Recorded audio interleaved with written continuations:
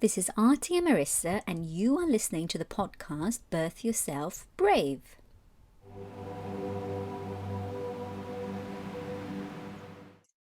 Hi, you're listening to Birth Yourself Brave podcast. This is Artie, and I'm a mindset educator and a fertility health coach. Today, we are interviewing Sophie, a communication consultant for creatives and change makers. I'll let Sophie introduce herself. Thank you, Artie. It's lovely to be here with you. Yes, as you mentioned, I'm a communications consultant. That's what I do for my work. I love working with women who have a sense of a real calling, that they're here to do work to serve others, whilst also resourcing themselves beautifully along the way. And I help them with all aspects of marketing, sales, creativity, and all in a soulful way that helps them to create a life and also a business that's really in alignment with their values. And I'm also a woman who has experienced quite a long journey with infertility. So that's what we're going to be yakking about today. Infertility and courage and resilience. Yeah, exactly. And it's beautiful, because the way I met you as well, that was what attracted me most towards your work, was change. We're all going through change, and as you have said, we're talking about infertility. It's one of the biggest, hugest changes that we go through. So it's lovely to be able to talk about your journey, and also with the book club that we met. Well, initially, I guess I was inspired by your voice in the book club, If Woman Rose Rooted.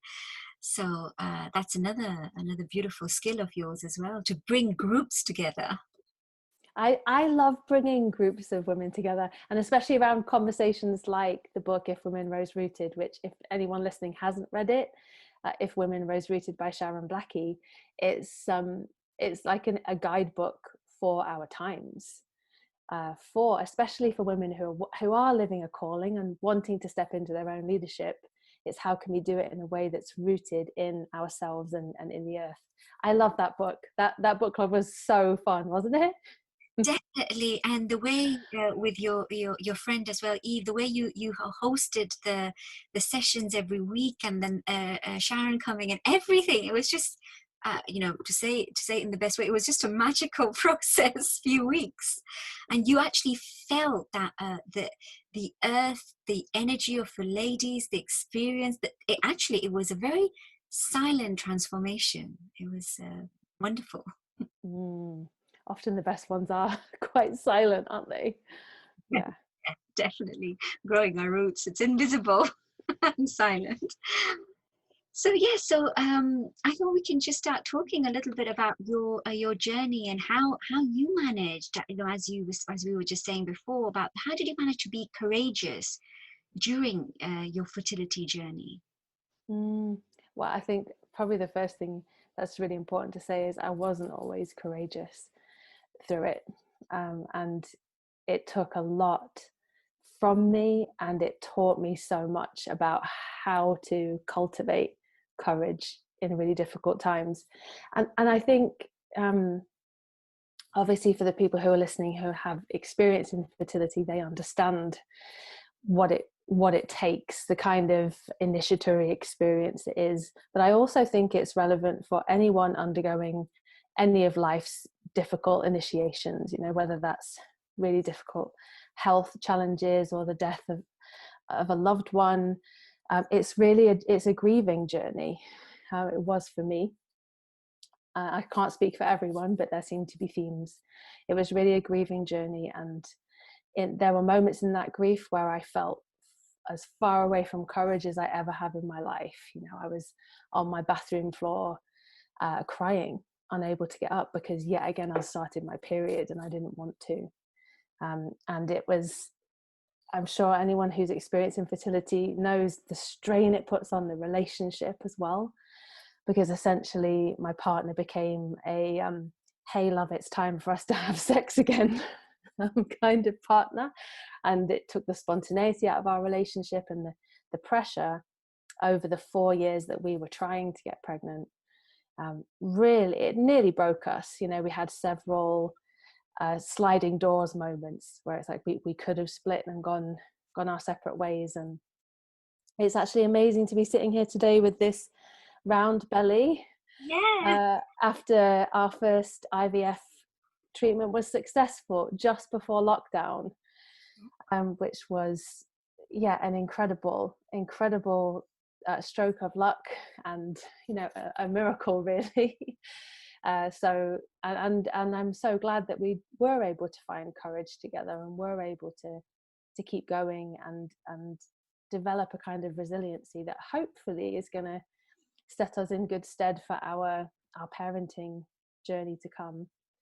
And I know we'll talk about this later, but the fertile body method felt so instrumental in the success of this IVF journey. So I hope we get to talk about that. Yeah, let's do that now. It's a nice way to kind of weave it in, because that's it's nice to know what helped you to maintain that courage, or to initiate that courage when you were in times. But just mentioning about, you know, when you said when you actually saw your bleed, and that being a lot of us, when we are on a fertility journey, that's the worst moment. That's when you actually go into that deep underground, and you just don't know how to lift yourself back up. Yeah. Do you just want to talk a little bit more about that, and how did you manage to, it's initially, it's that, it's funny, isn't it, because it's red and it's life, but it's grief as well. So it's lovely, because if you don't have a period, that's not very healthy either. So it's that maintaining that balance. Yeah. Yes, and it is a world of paradox, the fertility journey, because I'll speak for me, I was consciously wanting to create an atmosphere of fertility around me, while simultaneously managing, this grief and desolation that I felt every time I saw, okay, another month and it hasn't been successful. And I can't do maths right now because my pregnant brain won't let me, but 4 times 12, that's a lot of moments, you know, of like, so I let myself cry, you know, I let myself feel the grief, which is something that I've really learned through cycle awareness itself, you know, and luckily I'm really rooted in cycle awareness, thanks to Shani, who's the founder of the Fertile Body Method. But yeah, really rooted in cycle awareness. So I let myself grieve. I had to put very strong boundaries around myself and my life and my process. A lot of people didn't understand what I was going through and didn't understand. Just relax, just let go. It'll happen if you just go on holiday, just stop stressing about it. And the word "just" there is the thing that I came to really understand was the problem. It's because it's when you're moving towards something that you want with every ounce of your being, just relaxing isn't an option. It's not an option. It wasn't an option for me. And I did go on holiday and it didn't do anything. And I was doing everything I could to try and cultivate a strong mindset. But there just were moments where the grief was so strong that I just had to let it move through my body. And I can feel now how that grief has shaped me as a woman. You know, it's made my heart and my capacity to love infinitely bigger. I wouldn't have chosen it. I'd rather find another way to love more fully, but it did. It stretched me up in every part, every way, so that now I can embrace more. I can embrace paradox. I can embrace my shadow and my light. I can embrace that in the world in a way that I couldn't before. It grew me up. It really grew me up. It's all about maturity, isn't it? This whole process, you enter this journey as a different being, and by the time you get through it and you're out the other end, you're transformed. You're a mother, isn't it? So that's beautiful. So yes, how did the fertile body method, how was that a source of courage or support? How did you come across it? And well, luckily I'm good friends with Shani, who's the founder. She's such an incredible woman and has been a huge resource for me. So let's see if I can remember these three things. But the first thing is the approach around the questions that you're asking yourself around self-care. And I think it's called, is it called like positive questioning, where you, yeah. It's based on positive questioning. It's solution focused questioning. Yeah. So rather than actually focusing on the problem, it's actually focusing on the solution. So you're driving all your journaling, all your questioning, everything in that way. So, and I love that. I love that in my work when I'm working with women and some men, but largely with women, around their creativity, to focus on, okay, what are you great at? What are your resources? What really inspires you? What really uplifts you? Rather than focusing on the challenges that might be in the way. So that was really helpful in terms of me cultivating a stream of positive intention, I guess, of looking towards what the possibilities were, even after 4 years of feeling like the door was constantly closing on me. So that was the first thing that really struck me, was solution focused questioning, which actually has impacted my whole life, because I'm a Sagittarius, so I'm quite positive in nature. You know, I look towards the future and I look towards the solutions, which is why I love working with change makers. But it's really enhanced that capacity.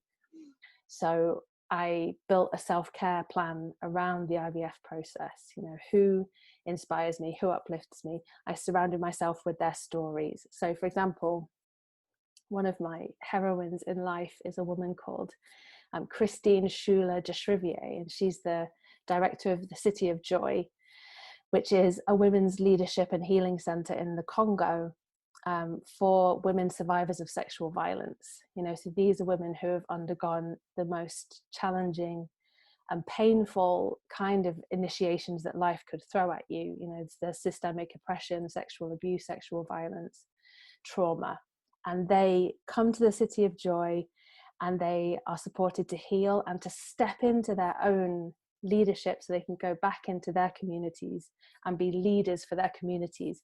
And it blows my mind how incredible this work is, you know, that they've gone right into the belly of the beast of our consumer culture, which is, you know, one of the reasons why Congo is in such difficult civil war, is because the precious metals for our iPhones and computers are all being mined there, and it's creating civil war, which creates this violence.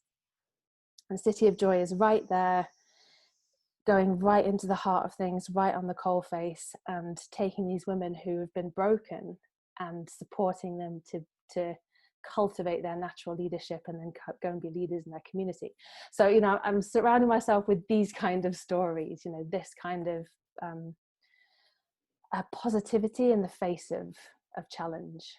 You know, my challenge is nothing compared to that, really, but it was my own personal initiation. It was the greatest challenge of my life. So back to the fertile body method. It's so funny having a pregnant brain and trying to interview them. You took me there with you. There's a brilliant documentary on Netflix actually about City of Joy. It's called City of Joy. So yeah, that was the first thing about the fertile body method. The second thing is the breathing. Definitely, yeah. Like breathing.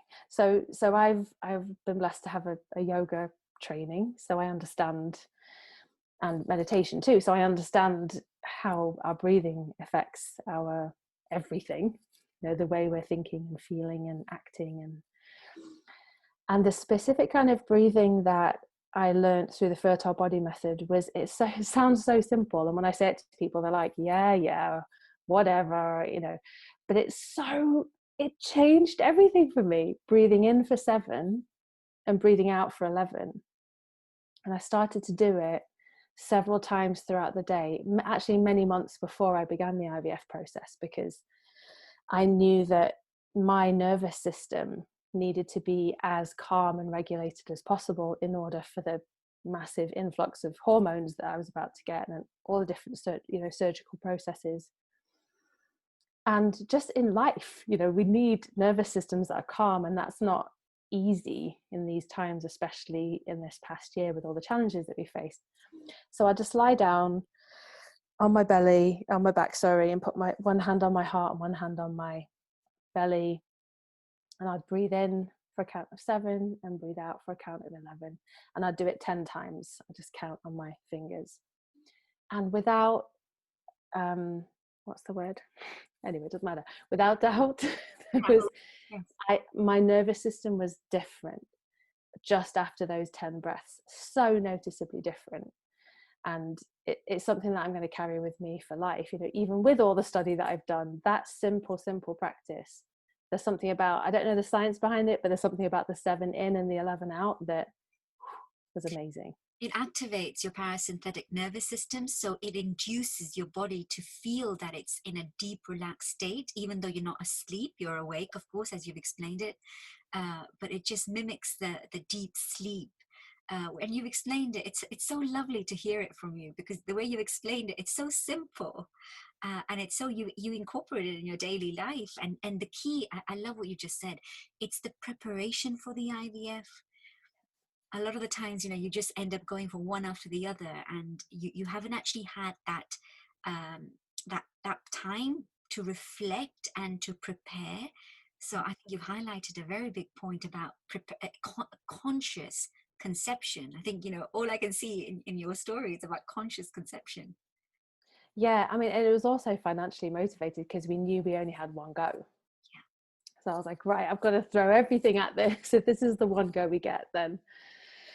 So I did, it was probably 6 months of consciously preparing for it, which also involved slowing down my work life, which was difficult because I feel really passionate about what I do and I love doing it. I love working with people like you, with people who are really wanting to serve and create change. And so that was hard, but necessary. And I just, you know, it's sort of putting things in perspective. You know, what's most important right now? What kind of self-care do I need? That means I can't start work before 10 and I have to finish at 6 and I've got to take 2 hours off in the middle of the day.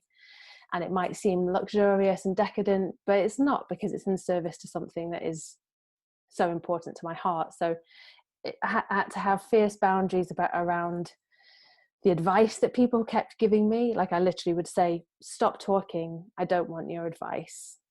And it was so hard for me because I'm a people pleaser. It's really hard for me to confront. I said it to my mum once. I said it to a couple of other people. I just said, stop, I can't hear this, just relax. Maybe you can just adopt. You're just getting stressed about it. Like, that's why it's not happening. You know, all these things that people say, and they're trying to be kind. I know that all the women who are experiencing infertility are nodding with me right now. I just know they are, because I've had these conversations so many times. And I know they're trying to be kind, but it comes through as criticism and a lack of empathy and a lack of understanding, which is the other thing that this journey has taught me so much, is just to listen. When someone is sharing their suffering, they don't need, unless they specifically ask me, they don't need my advice. They don't need to know what I think. They don't need me to tell them a story of something I've experienced that's similar. Nope, they don't need any of that. They just need to be heard and reminded that they're loved and supported. And I'm so grateful for this experience. That's the main thing I'm grateful for, that it's taught me how to have empathy. Yeah, I've gone so far away from your question. But... Oh no, we were talking about the fertile body method. Yeah. Coming back to the third point you were going to mention, yeah, but I think empathy, it's being heard, isn't it? I agree. When you're actually going through all the challenges yourself, you know, people just want to give you solutions rather than actually just listen to it. I think it's a very, very valid point that you make there. Yeah. But yeah, just let me know. I think you mentioned 3 points for the fertile body method. So if it comes, it comes. Otherwise, I think you already shared it. I did take a little note. It was the visualization. Yeah. Yes. So the reframing. Oh, definitely. So important. And this is something I've used in many areas of my life, particularly around money. So reframing my ideas around money. Money isn't evil, it's a tool to create good in the world. I help my clients reframe marketing as something that's draining and overwhelming to something that can be of service to people. And so I get the idea of reframing, but with the IVF visualizations that come with the fertile body method, And Shani said to me, I want you to imagine that every time you're injecting yourself, you're injecting liquid sunshine that's fertilizing these budding seeds inside you, these eggs inside you. And it changed everything for me, because it went from like a pain, because the injections are difficult. It went from a painful experience to a, wow, this is a beautiful thing I'm doing to cultivate my child. And I think there's a couple of guided meditations that are specifically preparing for the egg retrieval and then for the embryo transfer. And those visualizations and the reframing of the whole situation was incredible. And now I'm using hypnobirthing techniques to prepare for the birth. So I'm a total believer in this guided visualization practice that it feels like it sort of creates new connections in the brain that then allows more positivity and more positive energy and more possibility to open up. Definitely. It's what you said. It just helps you to open up as well, rather than closing yourself. So no, that sounds amazing. And just to finish off, a little bit about how you managed to stay sane with your career and with your, I know you said about reducing your hours and your boundaries. I think that's wonderful advice, because a lot of times when I get clients as well, and when they're on the fertility journey, I can tell that they're really stressed, they're very busy, they haven't made space for the arrival of the baby. So they conceptually they want a child, but in action, there's no space for the child. So how did you manage to still work, as you said, but also prepare for the arrival of your baby even now?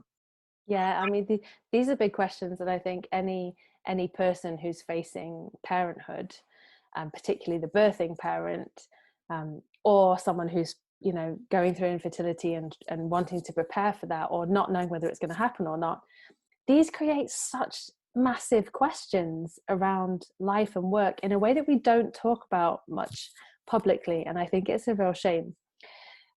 So I've read Lean In by Sheryl Sandberg, the COO of Facebook, I think, and I respect her a lot. And she raises a lot of issues around women and the workplace and women in leadership, which really struck a chord with me. So I think that's a good resource for anyone to read. Although I don't necessarily, I do agree with her advice, but I didn't necessarily act on it because I'm a very sensitive person that needs a lot more self-care. So when she was pregnant and she had terrible morning sickness, she would be in a $1 billion bidding meeting, and then she'd go and throw up and then come back and seal the deal. It's just, I can't even imagine how anyone could do that. But she speaks to the collective challenges that we women face around maintaining a career and navigating the ups and downs and the challenges of motherhood in a really powerful way. But what it meant for me was, I needed to several things, but I needed to implement really strong boundaries. So like I've talked about around my work hours. I also decided to be public about what I was experiencing, not massively, but I wanted to be honest because it's a core part of who I am and my brand, who I am in the world. So I was honest about what was happening with my clients as well, which was good because then we were in a relational experience together, which was in itself very deeply feminine, where I could say, when I was in the middle of the IVF treatment, I'm sorry, I need to cancel this session because blah, blah, blah. And they knew what was happening. And that might not be available for everybody. I really recognize that. And if it's not, then it's a case of how can you be an advocate for yourself around whatever work boundaries and parameters that you have, but really recognizing that you deserve clear boundaries and you deserve the kind of self-care that's going to support you to be physically healthy and to prepare for this, but also to take care of your mental health. I was very close to going on medication in the roughest period of the infertility because I was really depressed, and life was very difficult to manage. And so I realized, okay, I'm going to have to take some serious steps here to support my own mental health, because otherwise I'm not going to be any good to anyone, myself, my partner, my family, anybody. So that's a couple of the things I did. I put some notes down because I know that my brain is working differently at the moment. Definitely helps. I think boundaries is a big problem that a lot of women face anyway, and of course with the infertility journey, it's even more apparent that we need to be more careful with our boundaries. So it's very good. And it's at a time when many women feel at their most vulnerable. So that's a real edge to walk. I'm vulnerable, I'm depressed, I don't even know how I'm feeling. My life's falling apart, my relationship's falling apart, but yet I have to advocate for myself. I mean, that's where the resilience is developed, I think, from going from that place of feeling powerless to taking back some power and saying, yes, this is what I need. That is a difficult muscle to grow, and a really important one for any form of leadership, I think. Definitely. That's why I wanted to talk about Birth Yourself Brave. Today we are talking about infertility, and in the future we'll be talking about different initiations and changes that we're all going through. But it's very clear how you've gone through that journey on admitting as well that, there have been times that you haven't been courageous and going through that grief. And how with the fertile body method you've gathered all your resources. I love what you said, isn't it? Just creating that positive environment, and how you created these boundaries and all of these different ways, resources to give more power to this muscle, this resilience muscle. So yeah, it is a muscle, the resilience muscle, and it's what I think 2020 has called us to work our resilience muscles. Many people to work our resilience muscles more than ever, and we need to, because our world is in crisis, and we need people who are willing to let life's initiations work them into this kind of resilient leadership, so that we can create the future that we know is possible still, even though the window to it is getting smaller, but it's still possible for us to turn this situation around. And that's the other thing I'd say, about infertility or any of life's great initiations, is if you're a woman who has a sense of that you've got a gift to bring to the world, that you're feeling called to serve a certain group of people in a certain way,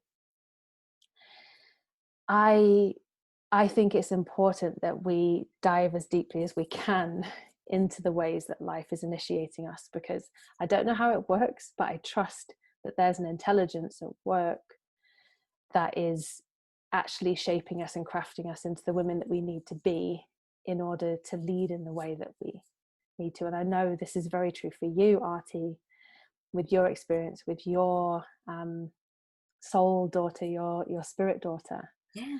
Which it was so moving for me to hear about. Yeah, that's why we're doing this today. It's in her memory, so in a way it's lovely to be able, that's what I like. That's the reason for this interview as well, is how you actually transform your wounds into scars and wisdom. I think we always either hang on to that negativity and we just indulge in that self-pity, or as you were saying, just develop that resilient muscle so that we can pull ourselves through that quicksand, that quagmire that's trying to pull us deeper. But we're radiant souls, and we do have those resources. We just need to find them, isn't it? And transform ourselves, be that catalyst of change. Yeah, and as you're speaking, what I'm remembering is how cyclical and spiral the journey is, because there were many times where, possibly it was true, and I know it would have been judged from the outside, that I was totally wallowing in self-pity. It was breaking me. Yeah. And that's what some people couldn't, I lost friends through this process because some people couldn't see that this wasn't just, Sophie really wants to have a baby. This was breaking me in my very core. I knew I wanted to be a mother. I knew I was a mother already, and I couldn't, something in me, even if I wanted to let go, something in me wouldn't. So I think that's what I mean by allowing the initiation to work you. 4 years is a long time to grieve, and there were times in it when I thought, geez, Sophie, you've got to give this up, you've got to move on. But I couldn't, because it had me, it had me in its grasp. And so it's sort of walking that fine line, or just allowing like the moments of just completely dropping into the despair, and then finding the spark of light that will carry you out, which is, I think, cultivating friendships that are real soul friendships with people who understand, finding relationships with people who can actually empathize. Like, I had an incredible counselor, and I worked with her for a year every week. I went to see her every year, counselor, psychotherapist, and she listened.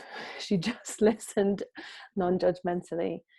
And mentors along the way, and as I've said before, just surrounding yourself with the people who inspire you and uplift you and help you to feel good, but can also hold you when you're broken, because we're going to break. We're not indomitable. And that's part of this initiatory process, is to somehow allow ourselves to surrender into the breaking, as well as as you said, what you think you said, we're radiant souls, like surrendering into our brokenness and into our radiance every day.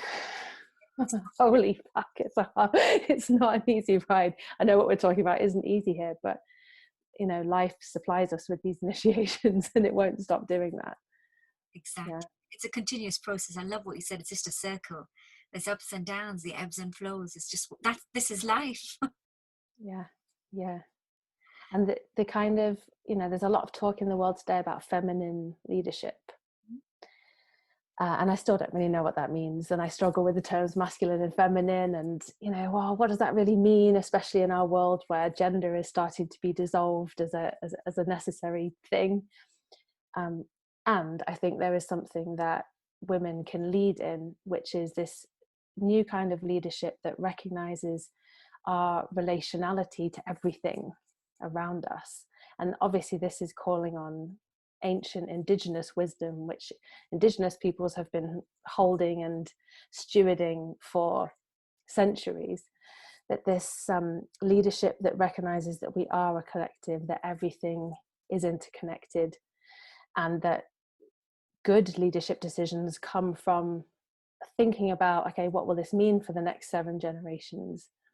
Or, what does this mean for all of the different networks that will be impacted? And we can only do that when we've got one foot in the world of pain, because that's where empathy is born from. So there's something I feel very innately feminine about the new kinds of leadership that are being called for on our planet. And this brokenness is part of it, or this capacity to be with the brokenness in ourselves and in the world is part of it. Yeah, it's to sit with it rather than ignore, neglect it, make it vanish it away. It's actually sitting with it, and as you said, being vulnerable, understanding that this is part, and resourcing yourself at that time as well. Yeah. Well, thank you, Sophie. Thank you. Before we end, is there anything else that you want to mention? Anything that I might have not asked, or anything? I'm sure we'll be meeting again. Yeah, I'm trying to think of the things that I wish people had said to me when I was going through infertility. And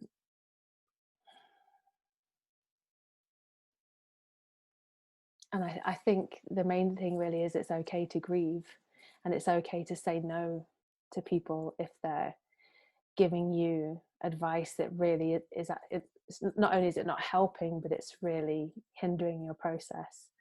And to do whatever it takes to cultivate the resilience to be able to advocate for yourself. And you don't have to just let go, you don't have to just relax. And just see, to find people who can really empathize with you. This is the same for everyone, to find people that can really empathize with you in your suffering, because you deserve that. And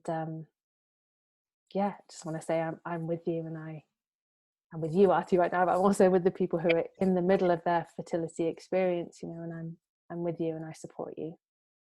Yeah, it's just validating their emotions and their thoughts, that it's normal. It's there. Don't neglect it. Don't ignore it. Live with it. Grow above it, but live with it. Don't ignore it. Mm-hmm. Well, thank you, Sophie, so much for your time. I wish you well on the arrival of the newborn and your wedding. Congratulations as well. It was funny having an 8 month pregnant wedding. It's It was gorgeous. the Yeah. timing has to be right, so which it is. So it's at the right time. Well, thank you again, and we'll meet again. Thank you, Artie. Thank you for listening. Please do not forget to rate, review, and subscribe for future episodes, and also to let other people know that we exist. If there are any links mentioned that you cannot view, visit the YouTube channel Artie and Marissa, and you will find them on the relevant episode under the playlist of Birth Yourself Brave podcast.